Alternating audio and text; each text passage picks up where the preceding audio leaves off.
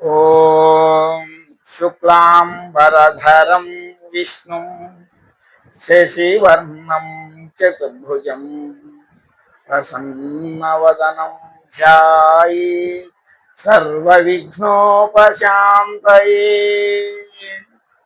శ్రీ మహాగణాధిపతయే నమః. మాణిక్యవీణాం ఉపలాలయంతి మదాలసాం మంజులవాగ్విలాసాం మహేంద్రనీలచ్యుతికోమలాంగీం మాతంగకన్యాం మనసా స్మరామి. మహాసరస్వత్యై నమః. గురుర్బ్రహ్మా గురుర్విష్ణుః గురుర్దేవో మహేశ్వరః. గురుః సాక్షాత్ పరబ్రహ్మ తస్మై శ్రీ గురవే నమః. శ్రీ గురుభ్యో నమః. రామాయ రామభద్రాయ రామచంద్రాయ వేధసే రఘునాథాయ నాథాయ సీతాయ పతయే నమః. శ్రీ సీతారామచంద్ర స్వామినే నమః. జై శ్రీరామ్.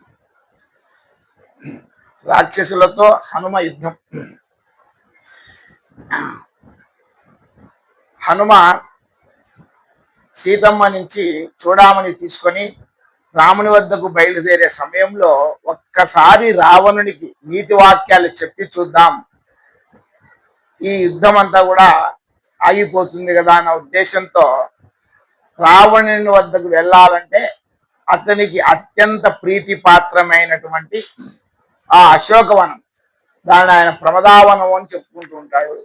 కాబట్టి ఆ అశోకవనాన్ని ధ్వంసం చేసేస్తే ఆ విషయం రావణుని వద్దకు వెళ్ళి తనను అక్కడికి ప్రవేశపెడతారు, అప్పుడు ఆయనతో మాట్లాడచ్చు అనే సదుద్దేశంతో ఆయన ఆ అశోకవనాన్ని అంతా కూడా ధ్వంసం చేసేస్తాడు. చెట్లన్నీ విరిచేస్తాడు, చిన్న చిన్న కట్టడాలన్నీ కొల్లగొట్టేస్తాడు, ఆ అశోకవనంలో ఉన్న పర్వత శిఖరాలను నాశనం చేసేస్తాడు. ఈ విషయం తెలుసుకున్నటువంటి రావణాసురుడు 80,000 మంది రాక్షస సైన్యాన్ని హనుమంతుని బంధించడానికని చెప్పి పంపిస్తారు. వీలైతే ప్రాణంతో బంధించడం లేదా సంహరించడం, ఏదో ఒకటి చేయమని ఆజ్ఞాపిస్తారు. ఆ విధంగా వారంతా బయలుదేరి వస్తుంటారు. అప్పుడు హనుమంతుడు ఆ అశోకవనం యొక్క తోరణం పైకి కూర్చొని జయమంత్రము పఠిస్తాడు. ఆ జయమంత్రం పఠించేటప్పుడు ఆ జయమంత్రం విన్న రాక్షసులందరూ కూడా భయపడిపోతారట, హడలిపోతారట. ఆ విధంగా 80,000 మంది ఆ రాక్షస సైన్యం అంతా కూడా స్వామి దగ్గరకు వచ్చి ఆయన మీద రకరకములైన ఆయుధములను విసిరారు. అప్పుడు హనుమ వారికేసి ఒక్కసారి చండ ప్రచండంగా చూడడం జరిగింది. ఆ తోరణమునకు ఉండే పెద్ద ఇనుప పరిగ అంటే ఒక గద లాంటి ఆయుధం, ముళ్ళ గద.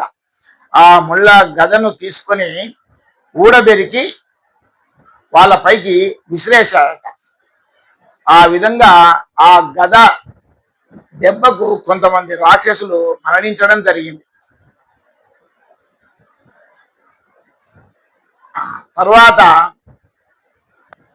వాళ్ళు వివిధ ఆయుధాలు విసిరేస్తుంటే ఆ ఆయుధాలను లాఘవంగా పట్టుకొని వాటిని మళ్ళా వాళ్ళ మీదకే విసిరేస్తుంటే వాళ్ళ శరీరాలే రాక్షస మాంసపు ముద్దలై పడిపోతున్నాయట.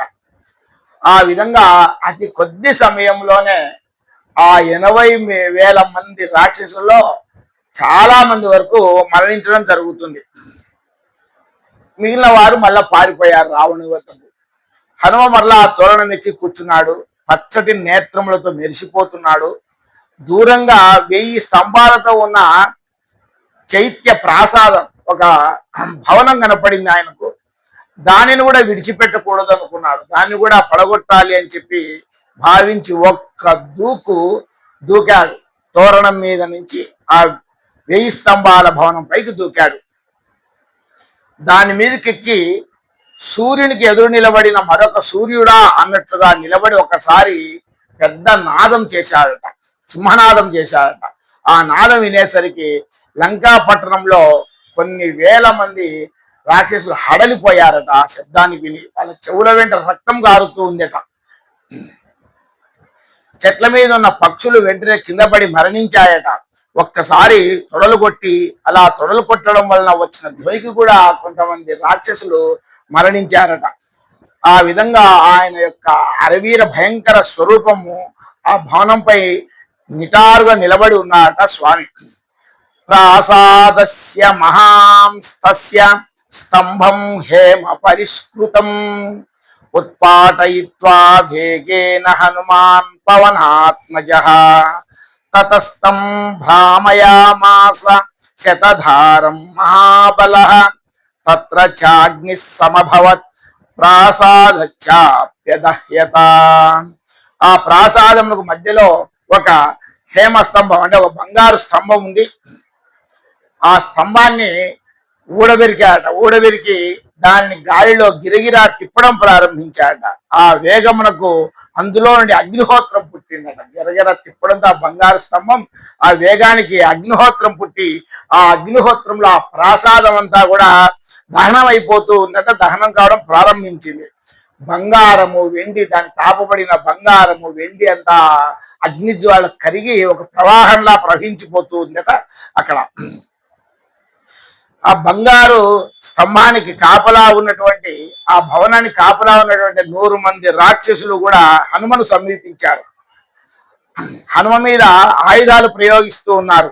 అప్పుడు హనుమ చేతిలో పెట్టుకున్న బంగారు స్తంభంతో ఆ 100 మంది తలలు పైలేలాగా వాళ్ళని కొట్టి చంపేశాడట. అస్త్ర విజయతాం రామో లక్ష్మణస్య మహాబల. మళ్ళా చేతి మంత్రం పఠిస్తూనే ఉన్నాడు ఆయన. రాజా జయతి సుగ్రీవో రాఘవేనాభిపాలితః దాసోహం కోసలేంద్రస్య రామస్య క్లిష్టకర్మణః హనుమాన్ శత్రు సైన్యానాం నిహంతా మారుతాత్మజః. సమస్త అస్త్ర శస్త్రములు కలిగిన రామచంద్రుడు బంటుని నేను, ఆయనకు దాసుని అని చెప్తున్నాడు అందరికి వినపడేలాగా. రామునికి మాత్రమే దాసుని కాదు నేను, రామునికి ఎంత దాసుని అంటే రామునికి దాస్యం చేసే లక్ష్మణ్ని కూడా నేను దాస్యం చేసేంత వాణ్ణి. రాముని దాస్యానికి సిద్ధమైన సుగ్రీవునికి కూడా నేను దాసుని, అంటే రాముని దాసులకు కూడా దాసుని. అంటే రాముడు అంటే ఎంత భక్తి ఆయనకు చూడండి. ఆయన దాసులను తెలిసినా ఆయనకు దాస్యం చేయడానికి సిద్ధంగా ఉంటాను నేను. అటువంటి దాసుని. నా పేరు హనుమ. నన్ను పట్టగలిగిన వాడు మీలో లేడు. 1000 మంది రావణాసురులైనా సరే ఈ వేళ యుద్ధంలో చంపేస్తాను, విడిచిపెట్టదలుచుకోలేదు. లంకా పట్టణమును పీడించి పిప్పి చేస్తాను అని చెప్పి ఆయన గట్టిగా చెప్తూనే ఉన్నాట హనుమ. అంతేకాదు, నేను ఈ లంకా నగరానికి ఎలా వచ్చానో 100 యోజనముల సముద్రమును దాటి అలాగే నేను వెళ్ళిపోతాను అని ప్రతిజ్ఞ చేసి నిలబడి ఆ లంకా పట్టణంలో ఇంకా ఎవరైనా ఉంటే రండి అని చెప్పి యుద్ధానికి ఆహ్వానిస్తున్నాయట. ఆ మాటలని లంకంతా వినపడ్డాయట. అంత భీకరమైన స్వరంతో ఆయన చెప్తూ ఉన్నాడు. చెప్తూ మాదృశానాం సహస్రాని విసృష్టాని మహాత్మానాం బలినాం వానరేంద్రానాం సుగ్రీవ వశవర్తినాం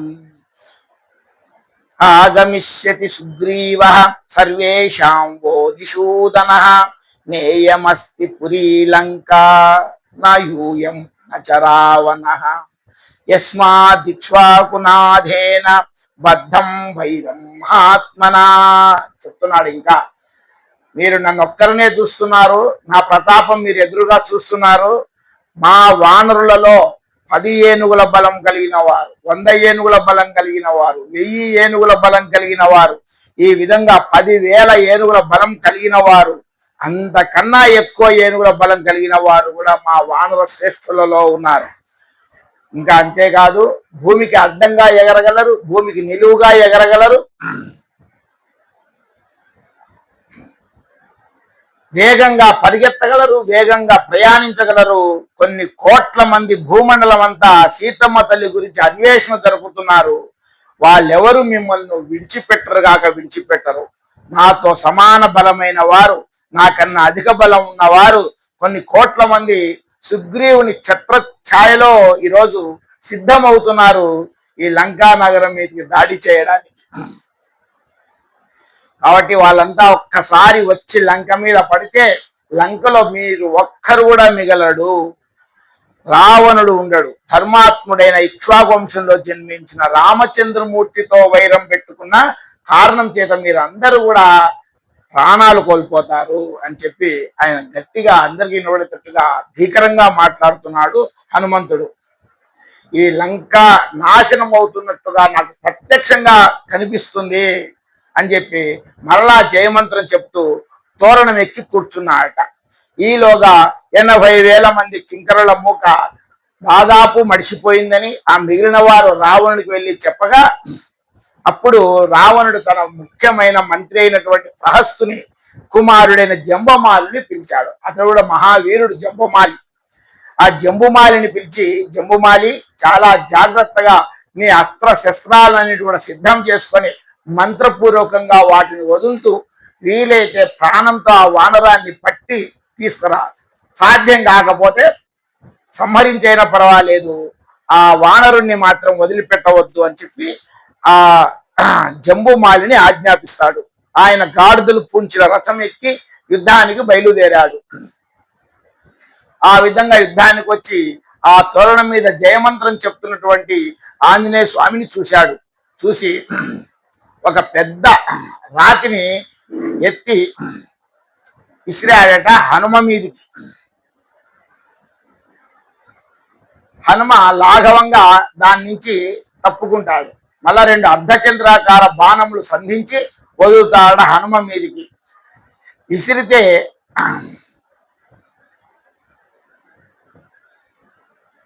హనుమ వాటిని లాఘవంగా పట్టుకొని పక్కకు విసిరివేయడం జరుగుతుంది. తర్వాత స్వామి ఒక సాలవృక్షమును పెరికి హనుమ ఆ జంబుమాలి మీద విసిరివేస్తాడు. ఆ చెట్టు తన మీద పడక మునిపే జంబుమాలి దానిని కూడా తన అస్త్రాలతో ఖండములుగా కొట్టేస్తాడ. తరువాత మరి ఆ రాక్షసుడు ఆ జంబుమాలి అర్ధచంద్రాకార బాణములను హనుమ లలాటం వైపు గురి చూసి కొట్టాడు. అప్పుడు ఆ లలాటానికి తగిలి కొద్దిగా రక్తం ప్రవహిస్తూ ఉంటుందట స్వామి ముఖం మీద నుంచి. ఆయన వక్షస్థలంలో 10 బాణములను కొట్టాడు. కొడితే నెత్తురు కిందికి జారుతోంది. చూశాడు, ఓహో నన్ను కొట్టగలిగినటువంటి పరాక్రమవంతుడివా నువ్వు అనుకున్నాడు. మరలా గదను, ఆ ఇనుప గదను, ఆ తోరానికి ఉన్నటువంటి ఇనుప గదను ఒక దానిని ఊడబెరికి మరలా గిరగిరా తిప్పి పిడుగు వచ్చి రథం మీద పడినట్లుగా ఆకాశంలో ఒక్క ఎగురు ఎగిరి వాడి మీద పడి కొట్టాడు. ఆ విధంగా జంబుమాలిని గదతో మోదాడు. తస్య చైవ శిరో నాస్తి న బాహు న జానుని న ధనుర్న రథో నాశ్వాః తత్రా దృశ్యంత నేశవః. అంతే, వాని శరీరంలో ఒక్క అవయవం కూడా కనపడలేదు. ఆ జంబుమాలి శరీరం అంతా తునాతునకలైపోయింది. అన్నీ కలిసి ఇంత మాంసం ముద్ద అయిపోయి కింద పడిపోయాయి. ఒక్క దెబ్బ కొట్టి మళ్ళీ తోరణం ఎక్కాడు. ఎక్కి మరలా జయమంత్రం చెప్తున్నాడు.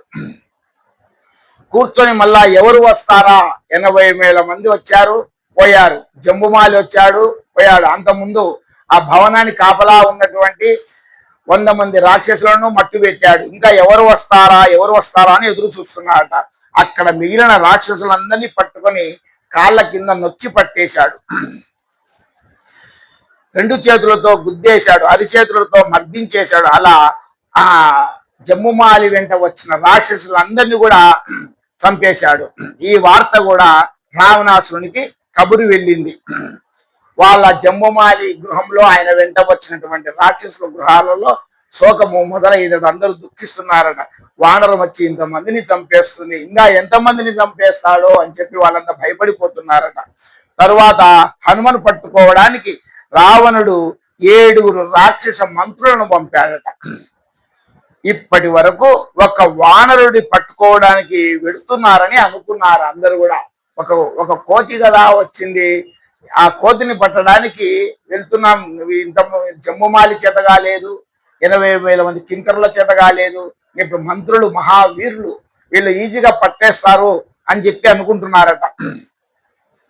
ఎప్పుడైతే ఇంత తొందరలో అంతమంది రాక్షసులు చనిపోయారని వార్త వచ్చేసిందో 7 రాక్షస మంత్రులు బయలుదేరి వెళుతుంటే వాళ్ళ ఇంట్లో వాళ్ళు కూడా, రాక్షస మంత్రులు అయితే ధైర్యంగా వెళ్తున్నారు కానీ వారి ఇంట్లో వారి భార్యలు పుత్రులు వాళ్ళందరూ మాత్రం శోకిస్తున్నారట. వీళ్ళైనా తిరిగి వస్తారో రాలేరో అని చెప్పి బాధపడుతున్నారట. ఆ విధంగా రాక్షస మంత్రులంతా రథంలో నెక్కి స్వామిని బంధించడానికి బయలుదేరారు. మహోత్సాహంతో ఆయన మీద యుద్ధం మొదలు పెట్టారట. అన్ని వైపుల నుంచి ఆయన మీద బాణ ప్రయోగం చేశారు. స్వామి చూశాడు, ఆయన ఎలా ప్రతిజ్ఞ చేస్తాడో అలాగే ప్రవర్తిస్తే, ప్రతిజ్ఞ చేశాడు కదా, మిమ్మల్ని అందరినీ మట్టు పెడతాను, నేను మళ్ళా అదే సాహసంతో ఎలా వచ్చానో అలాగే వెళ్తాను, అనేక మంది వీరులైన వానరులందరం వచ్చి ఈ లంకా నగరాన్ని నాశనం చేస్తా అని చెప్పాడు కదా, దాని మీద అలాగే ప్రవర్తిస్తున్నాడు ఆయన. ఫలేనాభ్యహనత్ కాంచిత్ పాదై కాంచిత్ పరంతప ముష్టినాభ్యహనత్ కాంచిత్ నఖై కాంచిత్ వదారయత్. ఒక్కసారి శరీరమును పెంచేశాడు. ఎందుకంటే మంత్రులు వచ్చారు, 7 మంది మంత్రులు, వాళ్ళ సైన్యము అంతా వచ్చి చుట్టుముట్టింది. అనేక వైపులు చుట్టూ నుంచి బాణములు వదులుతున్నారు స్వామి మీద. కాబట్టి శరీరాన్ని పెంచేశాడు. పెంచి ఆకాశంలోకి ఒక్క ఎగురు ఎగిరాడు.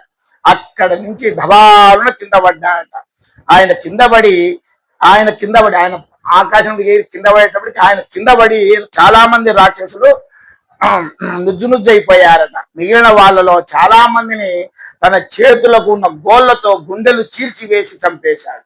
కొంతమందిని తన పళ్ళతో కొరికి చంపేశాడు. కొంతమందిని తను వాడికో ఎప్పుడైతే విశ్వరూపం ధరించాడో కూరలు వచ్చి ఆ కూరలతో పొడిచి చంపేశాడు. ఈ విధంగా మోచేతులతో మోకాలతో ఇష్టం వచ్చినట్టుగా చెలరేగిపోయి ఆ సైన్యాన్ని అంతా కూడా చిన్న భిన్నం చేసేసాడట హనుమ. పాదాల కింద పెట్టి కొంతమందిని తొక్కేశాడు. ఇంతమంది రాక్షసులను అలాగే తన శరీరంతో ఏ ఆయుధము లేకుండా చేతులతో కాళ్ళతో మోకాళ్ళతో కొడుతూ అందరినీ కూడా చంపేశాడట హనుమ యుద్ధంలో ముందు పెద్ద రాక్షసులను కొట్టేస్తాడు. కొట్టేసిన తర్వాత ఇంకా ఆట మొదలు పెడతాడు. ఎలా అంటే ఒక గోలీతో మరొక గోలీని కొట్టినట్లుగా ఏనుగు వస్తే ఏనుగును పట్టుకొని మనకు ఏనుగు మీద ఇసిరేస్తాడు. గుర్రాలకు మరొక గుర్రాల మీద ఇసిరేస్తాడు. ఈ విధంగా ఆయన వాటితో వాళ్ళ సైన్యంతోనే చంపేస్తూ ఉన్నాడట. పారిపోయే వాడితోనే కొడతాడు. అలా తెగిపోయిన తలలు, చనిపోయిన ఏనుగులు, తిరగబడిపోయిన ఏనుగులు, ఊడిపోయిన తొండములు, తెగిపోయిన తలకాయలు, అక్కడంతా కూడా వాతావరణం అంతా బీభత్సంగా మారిపోయింది. నెత్తురు ఏరులై పారుతూ ఉంది. అక్కడంత బీభత్సంగా ఉందట. అంతమంది రాక్షసులు నిహతులైపోయారు. రక్తం కాలుగా ప్రవహించి వెళ్ళిపోతోంది. ఈ విధంగా మళ్ళీ రావణాసుడి కబురు వెళ్ళింది. వెళ్ళిన వారందరూ కూడా వెళ్ళినట్లు చనిపోతున్నారు అని ఆయనకు తెలియజేయబడింది. అప్పుడు రావణుడు ఈసారి మహాబలవంతులైన 5 సేన అగ్రనాయకులను పిలిచాడు. ఆయన దగ్గర ఉన్న సైన్యానికంతా అగ్రనాయకులైనటువంటి ఒక 5 అగ్ర నాయకులను పిలిచాడు. పిలిచి ఈసారి మీరు వెళ్ళి జాగ్రత్తగా వానరమును చంపండి, ఏమరుపాటు తగదు. పోయిన వాళ్ళంతా కూడా వాళ్ళ అస్త్రశస్త్రాలు సరిగా ప్రయోగించక వాళ్ళే మరణించడం జరిగింది. కాబట్టి మీరన్న జాగ్రత్తగా ఉపాయంతో ఆ కోతిని బంధించండి అని చెప్పి వాళ్ళకు మళ్ళా ఆజ్ఞాపించడం జరిగింది. వచ్చిన వాడు సామాన్యమైన వాడు కానట్టుంది, సామాన్య వానరం కాదు. చూడగా దేవతల తేజస్సు వచ్చిందని అనుకుంటున్నాను. ఎందుకంటే ఇతడు ఎంతో మంది మహర్షులను, ఋషులను, ఋషి ఆశ్రమాలను ఇబ్బంది పెట్టినాడు. కాబట్టి ఆ ఋషులందరూ కూడా వాళ్ళ తపశక్తి చేత ఒక వానరాన్ని సృష్టించి నా లంకా నగరం మీదకి పంపారో ఏమో. కాబట్టి మీరంతా జాగ్రత్తగా ఉండండి అని చెప్పి వాళ్ళకి హెచ్చరిక చేసి పంపించారట. వాళ్ళంతా ఎవరెవరు వస్తున్నారంటే స విరూపాక్షయుపాక్షౌ దుర్ధరం చైవ రాక్షసం ప్రగసం భాసకర్ణం చ పంచసేనాగ్రనాయకాం. వాళ్ళు విరూపాక్షుడు, యుపాక్షుడు, దుర్ధరుడు, ప్రహసుడు, భాసకర్ణుడు అనే 5 మంది అగ్రనాయకులు, సేనాధిపతులు, వారందరూ కూడా మహాబలవంతులు. వాళ్ళు 5గురు వారి వారి రథానికి హనుమ దగ్గరికి యుద్ధానికి వచ్చారట. వెళ్ళి హనుమతో యుద్ధం మొదలు పెట్టారు. 5గురు 5 వైపుల నుంచి ముట్టడించారు. అందులో దుర్ధరుడు అనేవాడు మహావీరుడు అంట. దుర్ధరుడు అనే సైన్యాధిపతి ఆయన వచ్చి స్వామి మీద అనేక బాణములు సంధించి హనుమ ఆగ్రహావేశానికి లోనయ్యాడంట. ఆ దుర్ధరుడు స్వామి యొక్క లలాటంలోకి అనేక బాణములను వదిలాడు. ఆ బాణములు వెళ్ళి ఆయన వాటిలో 3 బాణములు స్వామికి తలలో గుచ్చుకున్నాయట. గుచ్చుకొని నెత్తురు కారుతుంటే స్వామి చూశాడు. ఒక్కసారి ఆకాశంలోకి ఎగిరిపోయాడు. ఆ విధంగా కనిపించకుండా ఆకాశంలోకి ఎగిరిపోయేటప్పటికి వాళ్ళందరూ ఎక్కడ ఉన్నాడు, ఎక్కడ ఈ వానరుడు అని చెప్పి దిక్కులు చూస్తున్నాడట. పారిపోయినాడేమని ఒకసారి అనుకున్నారు. అక్కడ శరీరమును పెంచాడు. వాళ్ళకి మళ్ళా దృశ్యగోచరం అయింది. వాళ్ళంతా హనుమ ఆకాశంలోకి ఎగిరిపోయాడని చూస్తూ ఉన్నారు. ఇంతలో హనుమ ఆకాశం నుంచి అకస్మాత్తుగా వారి మీద పడిపోయాడు. ఎవరు బాణములు కొట్టారో వారి రథం మీద కంటే ఆ దుర్ధరుని రథం మీదకి వచ్చి పడిపోయాడు.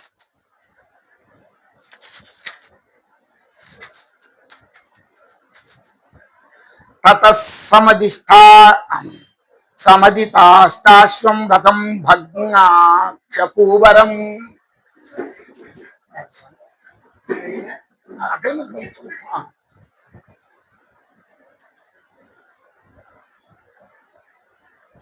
విహాయన్యపతద్భూమౌ దుర్ధర స్వచ్ఛ జీవిత. ఆ విధంగా దుర్ధరుని రథం మీద పడిపోగానే ఆయన కింద రథము నుగ్గునుగ్గైపోయిందట. రాక్షసుని ధనస్సు విరిగిపోయింది, గుర్రములు పడిపోయాయి. హనుమ అలా పైనుండి కింద పడేసరికి రాక్షసుడు రథంతో సహా హనుమ కింద పడిపోయి మరణించడం జరిగింది. అదే సమయంలో మరో 2 రాక్షసుల మీదకు రావడం హనుమ గమనించాడు. ససాల వృక్షమాసాద్య తమోత్పాట్య చ వానరః తావుభౌ రాక్షసౌ వీరౌ జగాన పవనాత్మజః. ఒక పెద్ద సాల వృక్షాన్ని పెకిలించి హనుమంతుడు చేతితో పట్టుకొని తన వైపు వస్తున్నటువంటి రాక్షసులను గిరగిరా తిప్పి ఈ వృక్షాన్ని వారి కేసి కొట్టడం జరిగింది. అంతే, వాళ్ళ శరీరములు కూడా మాంసపు ముద్దలైపోయాయి. ఆ విధంగా అలా ఆనాడు తన పైకి వచ్చినటువంటి జంబుమాలిని, 7 రాక్షస మంత్రులను, 5 సేనాగ్ర నాయకులను మహాత్ముడు హనుమ అవలీలగా సంహరించాడు. 5 సేనాగ్ర నాయకులు కూడా మరణించారని రావణునికి తెలిసింది. ఒక్కసారి సభలో తేరిపార చూశారు. ఇంకా హనుమను బట్టి బంధించేవాడు ఇంకా నా సభలో ఎవరున్నారా, నా సైన్యంలో ఎవరున్నారా అని చెప్పి తేరిపార చూశాడు. ఆయన చూపు ఎక్కడ ఆగుతుందో వారికి మూడినట్టే. ఆ విధంగా ఆయన చూస్తూ ఎక్కడ ఆగుతుందా అని అందరూ చూస్తున్నారు. చివరకు తన కుమారుడైనటువంటి అక్షకుమారుడి వద్ద ఆగింది. అక్షకుమారుడు కూడా మహాబలవంతుడట. అక్షకుమారుడు చిన్న వయసులోనే ఘోరమైన తపస్సు చేశాడు. ఆయనకున్న రథంలో ఉండే అక్షయ బాణ తూనీరములు, ఖడ్గములు, ఆయుధములు అన్నీ కూడా ఆయన తపస్సుతో సాధించినటివే. ఆయన తపస్సు చేసి తపఫలితంగా పొందినటివే కాబట్టి అంత యోధుడు ఆ అక్షకుమారుడు. తండ్రి తన వంక చూడగానే ఇంతవరకు ఆయన తపశ్శక్తి చేత ఆయన ఆయుధములు సంపాదించాడు, మహావీరుడు అయినా ఆయన యుద్ధం చేసే అవకాశం అయితే ఇంతవరకు రాలేదు. కాబట్టి అతడు పరమానందంతో ఉత్సాహంతో తండ్రి తన వైపు చూశాడు. కాబట్టి అది తన ఆజ్ఞగా భావించి తాను హనుమ మీదకి యుద్ధానికి సిద్ధమైపోయాడు. తనకు యుద్ధం దొరికింది, ఆ అవకాశం లభించింది అని ప్రజ్వరిల్లుతున్న అగ్నిహోత్రంగా లేచాడట. రథం ఎక్కాడు, బయలుదేరి సంతోషంగా హనుమ మీదికి యుద్ధానికి వెళ్ళాడు. ఒక వానరమే కదా అని చెప్పి ఉత్సాహంగా వస్తున్నారు. ఆ పిల్లవాడిని చూడగానే హనుమ అనుకుంటున్నాడంట, ఆ అక్షకుమారుని చూడగానే ఎంత బాగున్నాడు, చిన్నగా ఉన్నాడు, చిన్నపిల్లవాడే కదా, చూడడానికి అగ్నిహోత్రంలా ఉన్నాడు అని చెప్పి ఆయనతో యుద్ధం చేసి ఆయన మీద దాడి చేయడానికి హనుమనే కాస్త ఆలోచిస్తూ ఉన్నాడట. వాడు వస్తూనే, ఆ అక్షకుమారుడు వస్తూనే హనుమ మీద 3 బాణములు కొట్టాడు. కొట్టి ఆయనను యుద్ధానికి ప్రేరేపణ చేశాడు. హనుమ చూస్తూ ఉన్నాడు, ముచ్చటగా ఉన్నాడు, వయసు చిన్నవాడు, అతనితో ఎందుకు యుద్ధం చేయడం? ఇంతకుముందు రాక్షసుల మీద దాడి చేసినట్టుగా పరిగా గదలాంటివి తీసుకొని ఇసిరేయడం, గాలిలో ఎగరడం, శరీరాన్ని పెంచడం, భీకర రూపం దాల్చడం, ఇవన్నీ కూడా చేయలే. అక్షకుమారుని చూసి కాస్త శాంతించాడు. కానీ అతడే 3 బాణములు పెట్టి కొట్టేటప్పటికి హనుమకు రక్తం కారిపోతుందట. ఆ బాణముల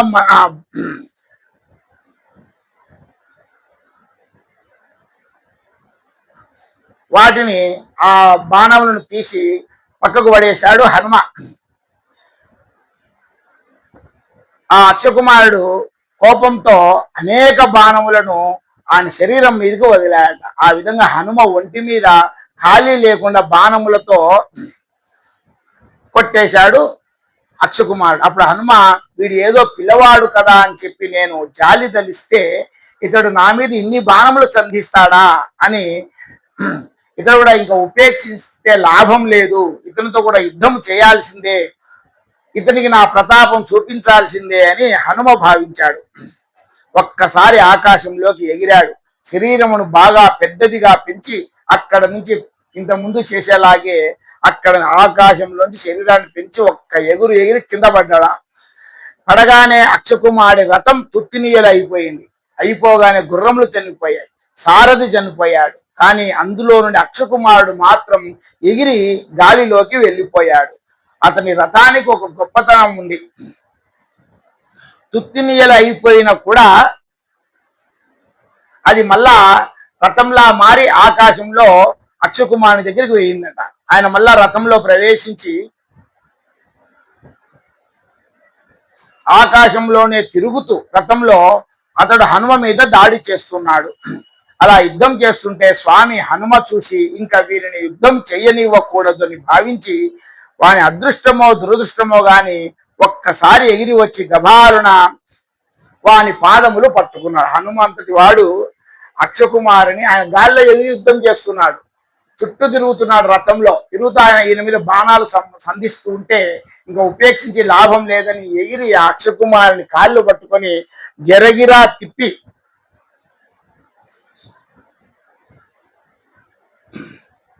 రెండు కాళ్ళు గాలిలో గిరిగిరా తిప్పి ఒక్కసారి నేలకేసి కొట్టి చంపేశాడు ఆ అక్షకుమారుణ్ణి. సభగ్న బాహూరు కటీ శిరోధర చరన్న స్మృర్మధిధా కిలోచన సభగ్ని సంధి ప్రవికీర్ణ బంధనో హత క్షితౌ వాయుసుతేన రాక్షస. అలా కొట్టేసరికి వాని 2 కళ్ళు పేలిపోయి గుడ్డు ఎగిరిపోయాయి, తల 1000 రక్కలైపోయి 1000 ఒక్కలైపోయింది. చేతిలో మిగిలిపోయిన కాళ్ళను కూడా విసిరి దూరంగా పడేశాడట. ఆ విధంగా అక్షకుమారుణ్ణి చంపేయడం జరిగింది. ఈ దృశ్యాన్ని చూడగానే రాక్షసులందరూ అక్షకుమారుడు అంటే చాలా వీరుడు, శూరుడు అనుకున్నారు కదా. ఈయన ఖచ్చితంగా హనుమను బంధిస్తాడు లేదా ప్రాణాలతో లేకుండా చేస్తాడు అనుకున్న వాడు ఇతడే నిహతుడయ్యేటప్పటికీ వాళ్ళంతా కూడా భయంతో ఇంకా పారిపోయారట. ఈ వార్తను రావణాసుడికి చెప్పారు. వానికి మొట్టమొదటిసారి జీవితంలో బాధ అంటే ఏమిటో, భయం అంటే ఏమిటో తెలిసింది. ఎందుకంటే సామాన్యుడు అయిన వాడు కాదు, తన కుమారుడు అక్షకుమారుడు తపశక్తి సంపన్నుడు, తపస్సు చేత అన్ని ఆయుధాలు సాధించిన వాడు కూడా ఒక వానరం చేతిలో మరణించాడే అని చెప్పి కుమారుని పోటుకునే బాధ, ఒక భయము అప్పుడు రావణాసురులో మొదలయ్యిందట. తన కొడుకు చనిపోయాడు, ఇంకా ఎవరిని పంపాలో అర్థం కాక చివరకు ఇంద్రజిత్తు వంక చూశాడు. మరొక కుమారుడైన ఇంద్రజిత్తు వంక చూశాడు. నిన్ను పంపకూడదు, ఎందుకంటే ఇంద్రజిత్తు సామాన్యమైన వాడు కాదు. ఒక వానరం మీద కూడా అంత ఇంద్రజిత్తును పంపించాలంటే ఇది సమయం పంపించే సమయం కాదు. కానీ తప్పని పరిస్థితి ఏర్పడుతున్నది అన్నట్టుగా చెప్తున్నాడు. ఇంద్రజిత్, నువ్వు చాలా జాగ్రత్తగా వెళ్ళు, లంకాపట్టణం భద్రత అంతా ఈవేళ నీ చేతుల్లో ఉంది, చాలా చాలా జాగ్రత్త సుమా. ఒక్కసారి అస్త్రముల మంత్రములు అన్నింటినీ మరణం చేసుకుంటూ వెళ్ళాడు. ఇంకా వీళ్ళ అస్త్రాలు సరిగా వదులుతున్నారో లేదో, వీళ్ళ అస్త్రశస్త్రాలు బాగా ఉంటే ఒక్క వానరము బందీ కాకపోతుందా అని చెప్పి రావణాసురుడు ఆలోచిస్తూ ఇంద్రజిత్తుకు మంచి సలహా ఇస్తున్నాడు. అస్త్రముల మంత్రములన్నింటినీ మననం చేసుకుంటూ వెళ్ళి ఎలాగైనా సరే ఆ అరివీర భయంకరుడైనటువంటి ఆ వానరాన్ని పట్టుకొని తీసుకురా, లేదంటే సంహరించేసేయి అని చెప్పి వెంటనే బయలుదేరి వెళ్ళు అని ఆజ్ఞాపించాడు. ఇంద్రజిత్తు లేచి తండ్రికి ప్రదక్షిణ చేసి బయలుదేరాడు. ఇంద్రజిత్తు సామాన్యుడు కాదు. అందరూ రథానికి గుర్రములను గాడిదలను కట్టుకుంటే ఇంద్రజిత్తు తన రథమునకు పులులు సింహాలు వాటిని కట్టుకొని బయలుదేరతాట. ఆ విధంగా ఆయన రథం బయలుదేరింది. ఇంద్రజిత్తు రథము కూడా మామూలుది కాదు. ఆ రథం యజ్ఞకుండంలో నుండి ఆయనకు ప్రసాదించబడినటువంటి దివ్యమైన రథము ఇంద్రజిత్తు యొక్క రథం. ఆ రథాన్ని అధిరోహించి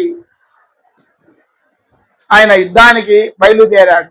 ఆ విధంగా ఆయన యుద్ధానికి పోయినప్పుడు ఆ ప్రాంతం అంతా కూడా పొగమంచుతో కప్పేస్తా అంటే శత్రువులకు తన ఎదురుగా ఎవరున్నారు కూడా కనిపించే పరిస్థితి లేకుండా ఆ విధంగా పొగమంచునంతా ఏర్పాటు చేస్తాట ఈ ఇంద్రజిత్తు. భూమి మీద కాకుండా దిక్కులు విదిక్కులు తిరుగుతుంది వాని రథం, అన్ని వైపులా తిరుగుతుంది. వాని రథము చప్పుడు కూడా వినపడదు. ధనస్సు గాని వింటి నారి గాని రథం చప్పుడు గాని వినపడదు. అరగంటలో 60 కోట్ల మందిని సంహరించే సామర్థ్యము ఇంద్రజిత్తుది. అంత శక్తి సామర్థ్యం ఉన్నవాడు అతడు యుద్ధానికి బయలుదేరి వచ్చాడు హనుమపైకి. హనుమ ఇంద్రజిత్తును చూశాడు, ఇంద్రజిత్తును హనుమ చూశారు. ఇద్దరు చూసుకున్నారు. ఇద్దరు ఆయన బాణాలు సంధిస్తున్నాడు. సూక్ష్మ రూపమై ఆ బాణాల నుంచి తప్పించుకుంటున్నాడు హనుమ. ఎన్ని బాణములనో ఇంద్రజిత్తు వేస్తున్నాడు, ఒక్క బాణం కూడా తగలకుండా సూక్ష్మ రూపంలో వాటి మధ్యలో నుండి హనుమ లాఘవంగా తప్పించుకు తిరుగుతున్నాడు. ఈ విధంగా ఎన్నో బాణములను వేశాడు ఇంద్రజిత్తు.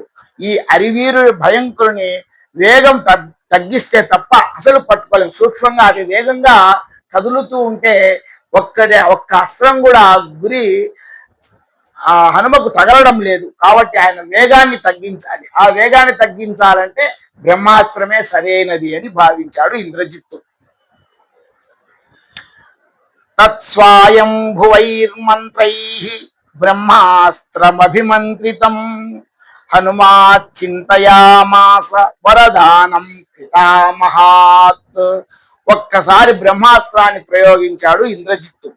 బ్రహ్మాస్త్రంకు కట్టుపడడం వలన స్వామి హనుమ నేల మీద పడ్డాడు. ఎందుకంటే బ్రహ్మాస్త్రం కాబట్టి ఆ అస్త్రం పేరులోని బ్రహ్మ అని ఉంది కాబట్టి బ్రహ్మ